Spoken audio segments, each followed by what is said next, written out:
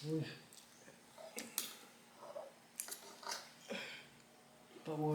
Pauli ko ang motor.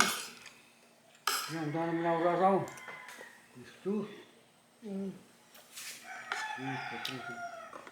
gusto ako rasaw, mamabot tayo. Gabi na. Basin.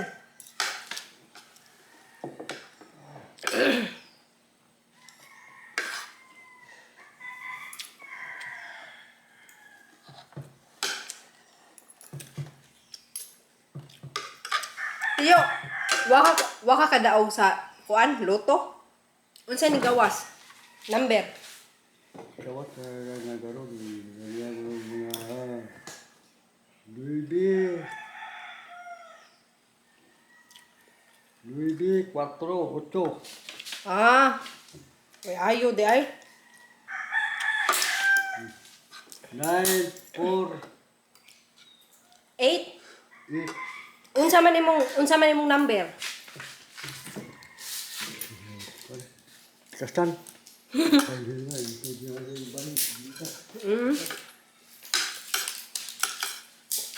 You said he got cheated.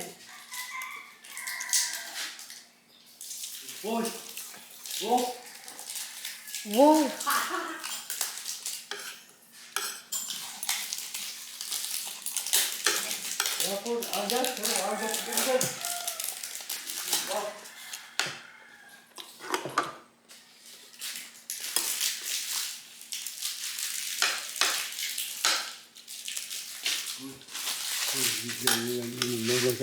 Waktu ba? Tanaw sa TV namin. Ang naibabay, laki nag-away. Tanaw sa TV. Ayan, pikilit ang TV. Tanaw. Oh. Nag-away ng mga laki. Nag-uyap. Ah!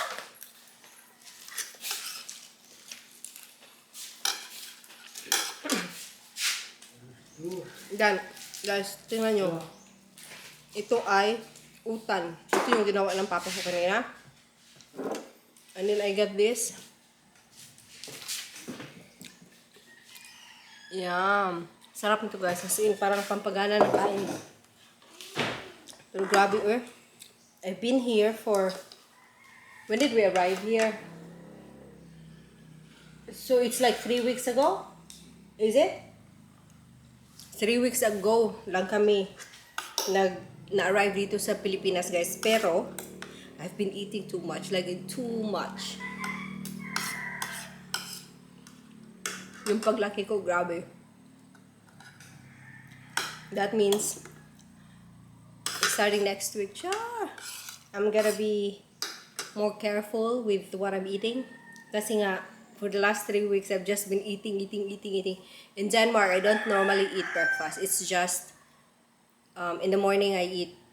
No, not eat. I'm not eating in the morning all the time in Denmark. It's just coffee and then I eat during lunchtime and then dinner time. And so lunchtime, kasi nasa work ako, so just easy food, you know, yung mga whatever, maliit na bread, mga ganyan-ganyan. Pero pagdating dito guys, the normal, 3 times a day, naka-rice tayo, and then ang sarapan ng pagkain kasi nga, homemade, hindi binibili lang.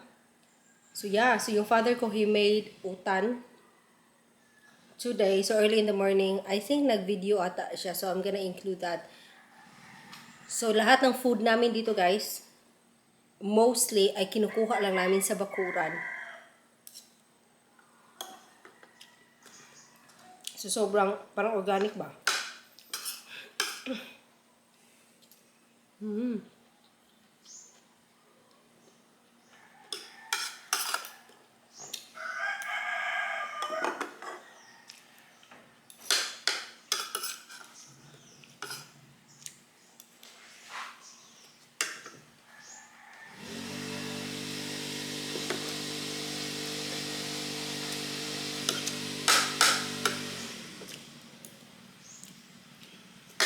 Yung maingay sa labas, yung tito ko yun, nagano siya, kinkat yung grass ba.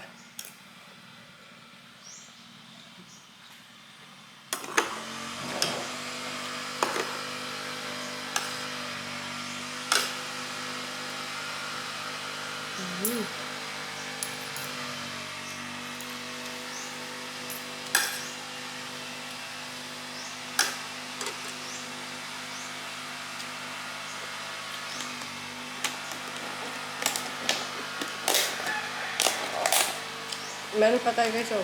Bulad.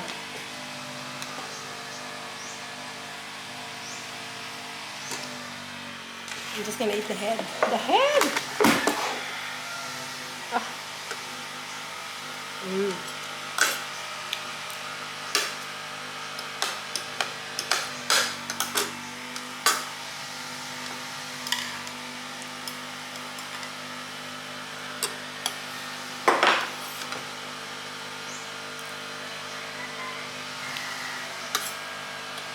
Sarap. The best ever.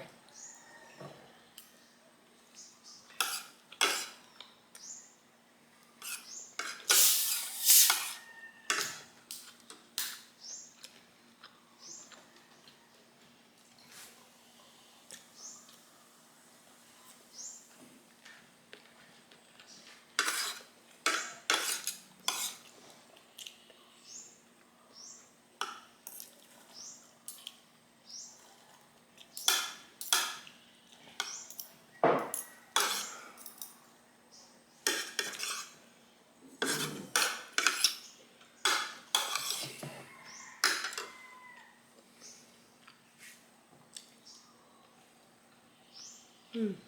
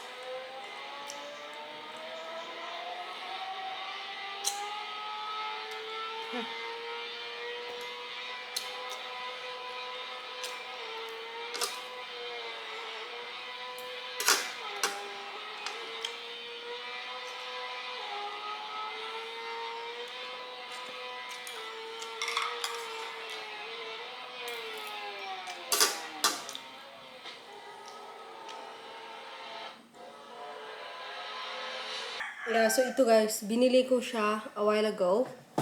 And then, this is what I really like here in the Philippines because there's a lot of fruits like ang dami. Nasa daan lang, nakikita mo, ang daming, nagtitinda. So, I bought this one. Actually, I bought some of this the other day. And then, bumili na agad ako ngayon din. Kasi, this is their, oh my God, parang paborito ng mga kasama namin dito ba. Paborito ng mama, ng papa, ng tiyo. Martin, he doesn't really like it that much. And apparently, sabi nga nila is very healthy daw. So, ito binibili ko kasi kinakain talaga nila. You wanna try? You know you're not allowed to swallow the Bible. Some of it got seeds, some of it doesn't have. The first two didn't have any seeds. Give me a cola.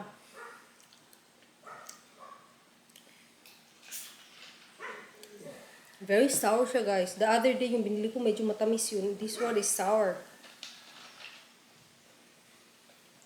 The last one was also sour. What I got was sour, that's why I didn't like it.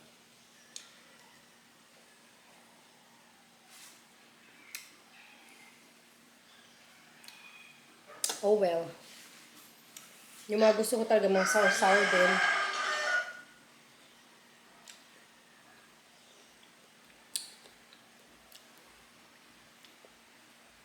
So ito yung mga gusto-gusto ng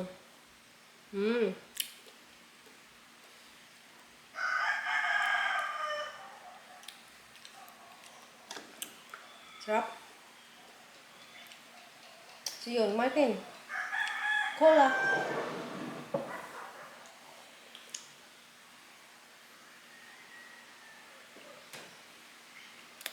Sarap oil.